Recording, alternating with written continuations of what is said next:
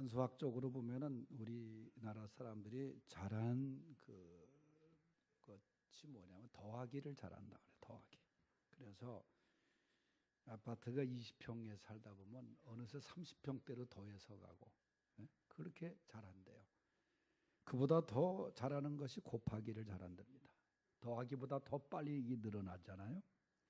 그저 그 정도면 적당하다고 생각해야 되는데도 계속 또 늘려가는, 그러다 보니까 못하는 것이 뭐냐? 나누기를 못한다는 거예요. 나누는 거. 이 나눈다는 것은 사실 자기 것을 베푸는 것인데, 성경에 보면은 주는 자가 받는 자보다 복이 있다. 그래서 우리는 사랑과 나눔이 있는 교회, 정말 우리가 표만 종이에 놓고 할 것이 아니라 그저 하나님이 기뻐하시는 일이 뭐예요? 사랑과 나눔.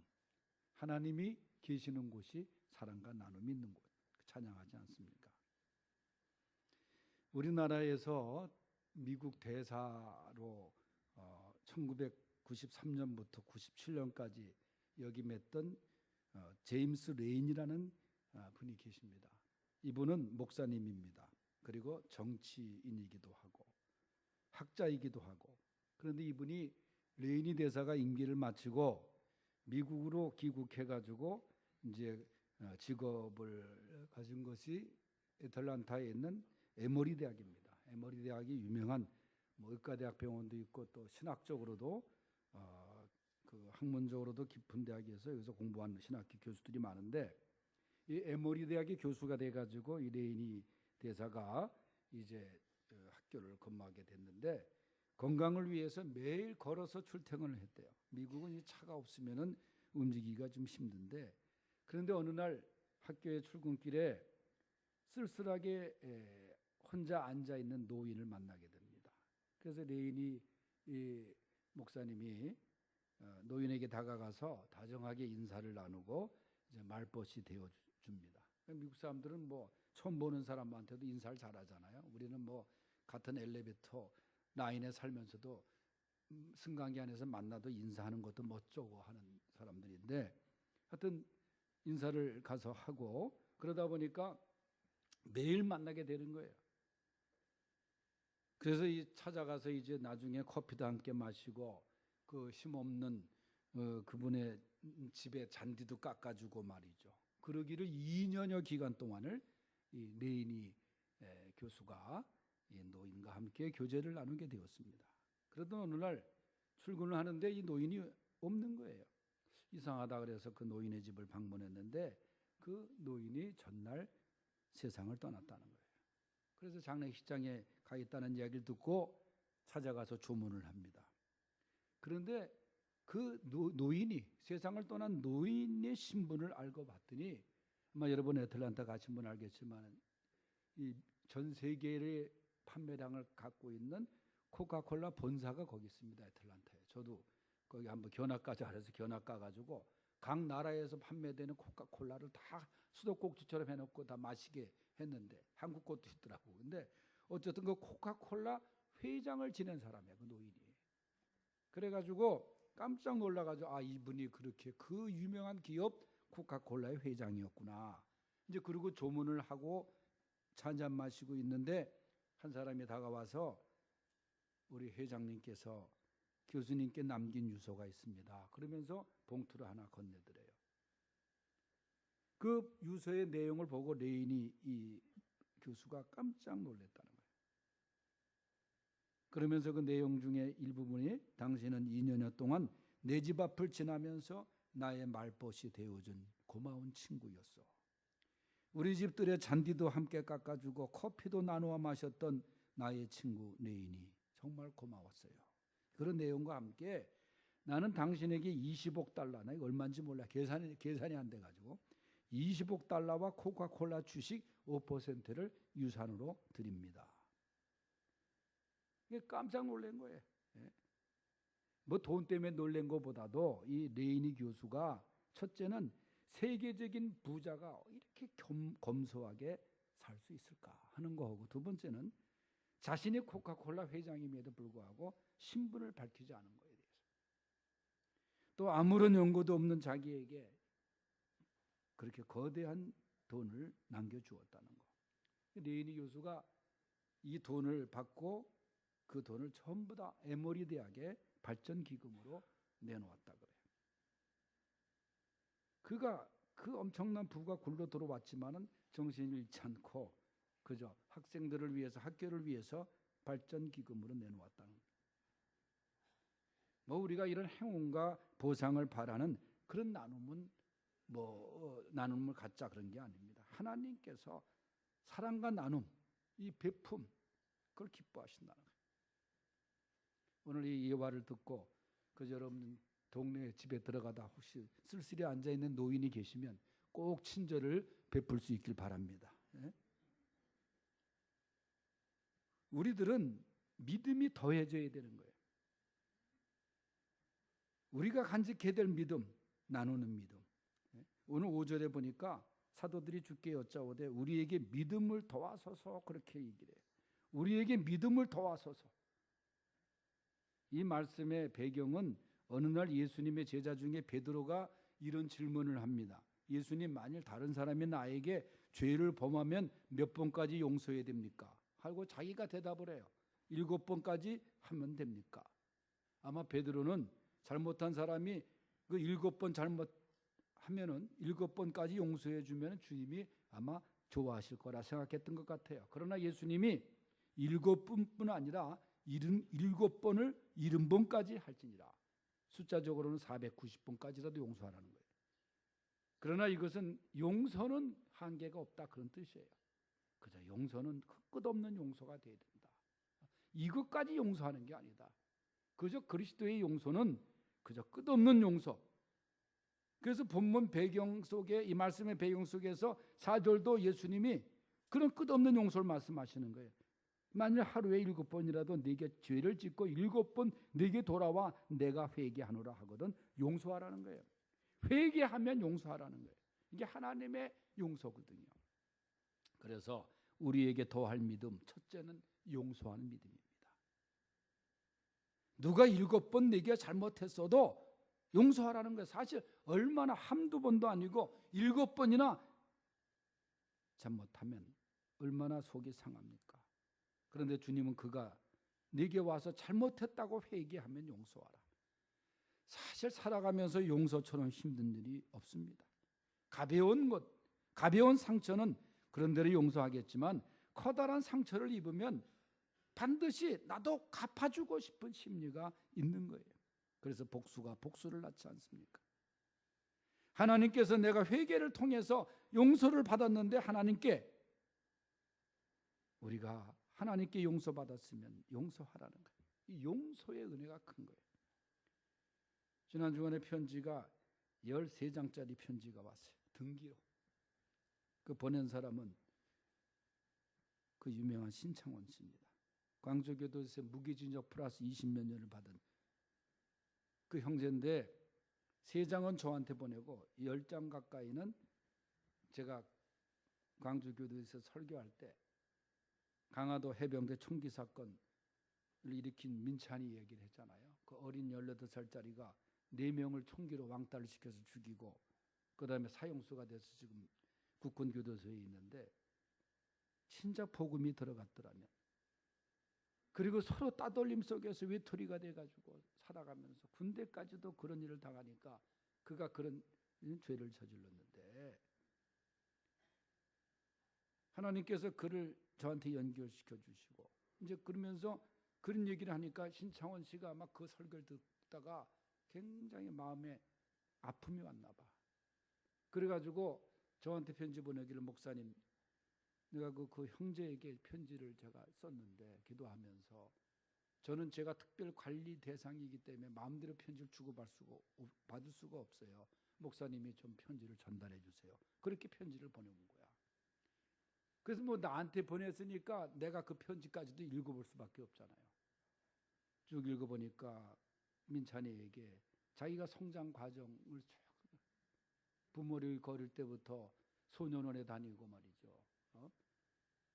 그런데 이 신창원이를 회개하게 한 사람이 있더라고 보니까 그게 뭐냐면 이제 탈옥을 해가지고 탈옥도 기가 막히게 했다라고. 이 신창원이가 소년원에서 복싱을 했대요. 복싱. 그러다 보니까 복싱 선수들은 자기 체중 조절을 잘합니다. 체중급에 나가야 되니까 그 체중을 줄여가지고 창살을 뚫고 나간 거예요. 그래서 탈옥을 한 겁니다. 신창원이라는 사람이. 대단한 사람입니다. 그래서 탈옥해서 이제 근 2년 가까이 돌아다녔잖아요. 막 대치동 어디에 도곡동인가 거기까지 왔다 가고 막 그랬잖아요. 그런데 어느 집에 들어갔을 때 그 주인이 예수 믿는 사람이었는데 얼마나 사랑을, 그러니까 이미 언론에 파다하게 보도가 되고 현상수배 내리 그럴 때인데 그렇게 자기를 위해서 기도해주고 사랑으로, 예? 그때 자기가 감동을 받았다는 거예요. 그 사람한테. 자기 물건을 뺏어가고 위협하고 하는 사람을, 예? 그리스도의 사랑으로 잘 달래면서 말이죠. 그리고 용서해주고 그것으로 인해서 자기가 예수님을 믿게 되었다 하는 그 내용이 있더라고. 그게. 여러분, 용서는 이렇게 사랑을 낳고, 용서는 바로 변화가 일어나고, 용서는 말이죠 하나님의 역사가 일어나게 돼 있는 거예요. 그래서 내가 편지를 가지고 가서 전달해주고 왔습니다만은, 우리가 믿음 생활한다고 하면서 용서에 참 임색하다는 거예요. 우리가 주기도문 외울 때 드릴 때 그러잖아요. 우리가 우리에게 잘못한 사람을 용서하여 준 것 같이 우리 죄를 용서하여 주시고. 이거 얼마나 반복적으로 습관적으로 이 기도를 드리고 있냐 그 말이에요. 용서하지 못한 사람이 있다면 이 기도는 허공을 치는 기도가 되는 거예요. 힘들고 어렵다면 주님의 이름으로 용서하게 하옵소서라고도 기도를 드리세요. 우리 주님이 십자가에 달려 죽으실 때 성부 하나님께 드린 기도가 뭡니까? 아버지여, 저들의 죄를 용서하여 주옵소서. 십자가의 못을 박는 저들, 옆구리에 창을 찌르는 저들 용서하여 주옵소서. 저들은 자기들이 하는 것을 알지 못합니다. 마지막 순간까지 용서하신 주님의 모습입니다. 용서하는 믿음을 더하소서. 두 번째는 생명 있는 믿음을 더하소서. 6절 말씀에 보면은 다 같이 읽겠습니다. 6절 말씀 시작. 주께서 이르시되 너희에게 겨자씨 하나일 만한 믿음이 있었더라면 이 뽕나무도로 뿌리가 뽑혀 바다에 신기우라 하였을 것이요 그것이 너희에게 순종하였으리라. 아멘. 믿음을 더하소서. 그러니까 제자들이 주님이 너희에게 겨자씨 하나일 만한 믿음만 있어도, 그러면서 이 뽕나무도로 뿌리가 뽑혀 바다에 신기오라 하였을 것이다. 그렇게 말씀하세요. 그러니까 순종. 여러분 겨자씨를 보신 분이 계실지 모르겠습니다만 전 딱 한 번 겨자씨를 봤어요. 얼마나 작은지 이게 자세히 들여다봐야 씨인지 검은색의 씨인지 말이죠. 예전에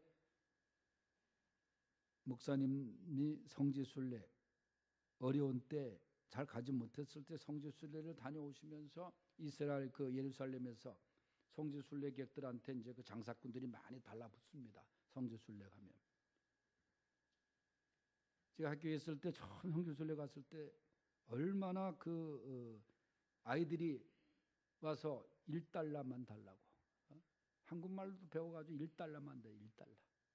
그 어떤 사람은 또 교묘하게 한국 돈 1,000원짜리를 갖고 와서 그걸 1달러로 바꿔달라. 그러면 이제 같이 갔던 목사님들이 그 얘기를 막 하는 사이에 정신팔년소에 싹 뒤져가지고 빼가는 그런 일도 많이 있어요. 성지순례 가면. 성지순례 갔다 은혜 받으러 갔다 시험 들고 오는 사람들이 많아요. 그래서 돈 다 털리고.